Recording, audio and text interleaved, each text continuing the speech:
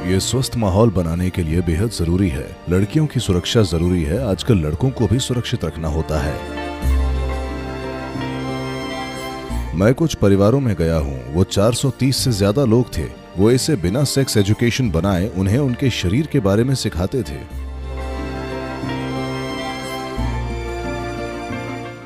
अलग अलग स्तर पर दुरुपयोग हो रहा है, धोखाधड़ी हो रही है। उन्हें ऑनलाइन सभी तरह की जानकारी मिल रही है। इसे गरिमापूर्ण तरीके से कैसे निभाएं, ये बताना जरूरी है।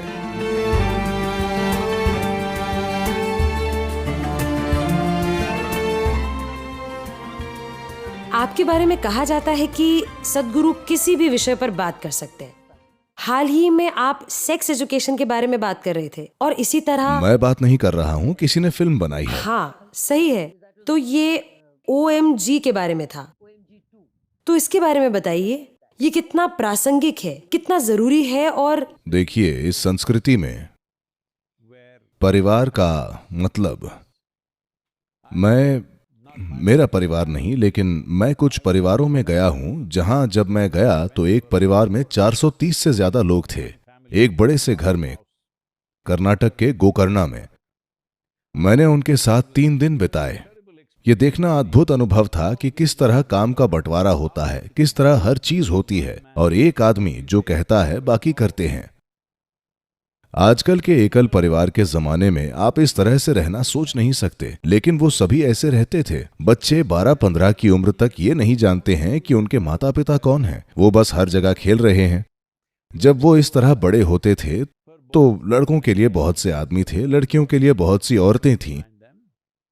वो इसे बिना सेक्स एजुकेशन बनाए उन्हें उनके शरीर के बारे में सिखाते थे, आमतौर पर जीवन की प्रक्रिया के रूप में। क्योंकि परिवार में इतने सारे लोग हैं, लड़कियों की सुरक्षा जरूरी है। आजकल दुर्भाग्य से लड़कों को भी बचाना पड़ता है, लेकिन उस समय लड़कियों को बचाना होता था तो वो उन्हें सिखाते थे। उनका शरीर क्या है, बर्ताव कैसा है, क्या करना चाहिए, उन्हें किसी को ये वो नहीं करने देना चाहिए, ये सारी बातें सहज रूप से दादियां और बाकी लोग बताते थे। अगर माँ को अपनी बेटी से बात करने में शर्म आती है तो चाचियां, दादियां और ये सब लोग थे जो उनसे आसानी से बात करते थे। तो ये सहज रूप से होता था। वैसे भी उनकी 14-15 या ज्यादा से ज्यादा 16 की उम्र तक शादी हो जाती थी।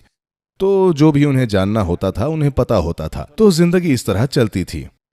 लेकिन आज हम ऐसी जगह आ गए हैं जहां लोगों को खुद ही सीखना होता है। इसका मतलब कम से कम 23-24, तो भले ही वो 12-13 की उम्र तक जवान हो गए हों, लेकिन 10-12 साल का समय होता है जिसमें बहुत से लोग खुद से ये चीज पता न कर पाए।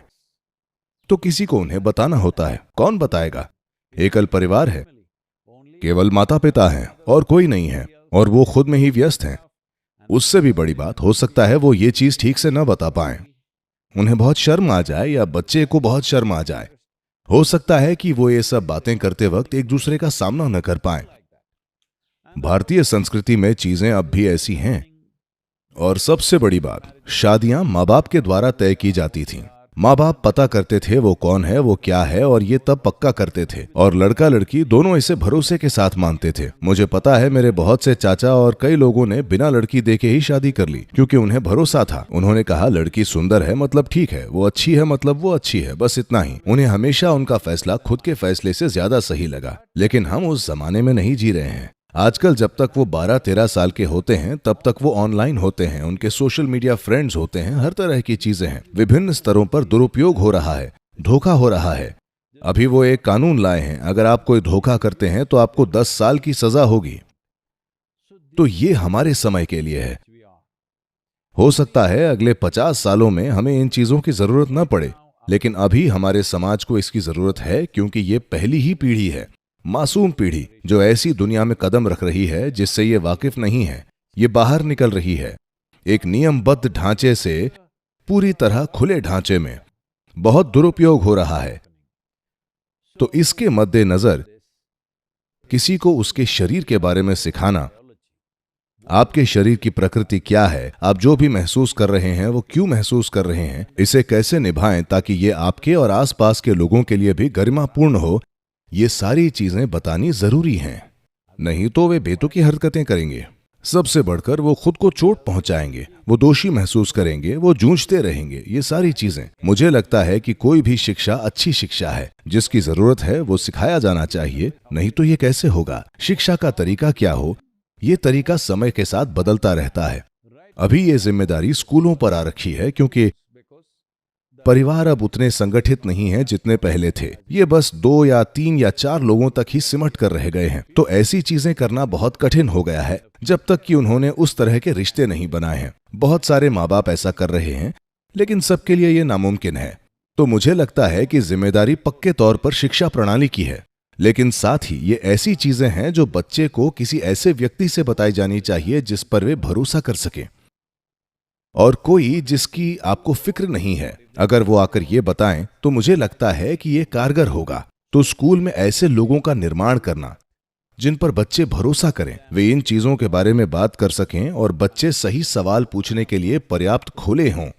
I think this is very needed to create a healthy situation. मुझे लगता है कि ये सही माहौल बनाने के लिए, खासकर लड़कियों को किशोरावस्था में सुरक्षित रखने के लिए और उन्हें कई तरह की फैलने वाली बीमारियों से और ऐसी चीजों से बचाने के लिए जरूरी है। नहीं तो उन्हें ऑनलाइन बेतुकी जानकारी मिल रही है, वो हर चीज पर रिसर्च कर रहे हैं। जो भी उनका मार्गदर्शन करता है ये इसी तरह चलता है। बेहतर होगा कि कम से कम एक जिम्मेदार व्यक्ति ये कहे, भले ही आप उसे नापसंद करें, कम से कम एक व्यक्ति अगर वो गलती करता है तो आप उसे जिम्मेदार ठहरा सकते हैं। आप ऑनलाइन किसी को जिम्मेदार नहीं ठहरा सकते, लेकिन ये समाज में होना जरूरी है, क्योंकि हमारा समाज एक चौराहे पर खड़ा है। औरतों की ये पहली पीढ़ी है जो घर के बाहर निकलकर काम पर जाती है। उन्हें शिक्षित करना जरूरी है। वो वयस्क हो सकती हैं, लेकिन फिर भी बहुतों को नहीं पता कि दुनिया कैसे चलती है, और उनका बहुत आसानी से दुरुपयोग किया जा सकता है, और ऐसा हर दिन हो रहा है। और छोटी लड़कियां बड़ी लड़कियों से बेहतर शिक्षित हैं, क्योंकि शायद उनकी जानकारी तक पहुंच ज्यादा है। मुझे लगता है कि औरतों की सुरक्षा के लिए बेहद जरूरी है जवान लड़कों को जिम्मेदारी भरा बर्ताव, और ये सब ऐसा नहीं है कि हर चीज सही की जा सकती है, लेकिन ये जरूर बेहतर होगा कि वो इस बारे में शिक्षित हैं, न कि वो छुप छुप कर या नाजायज चीजें सीखें।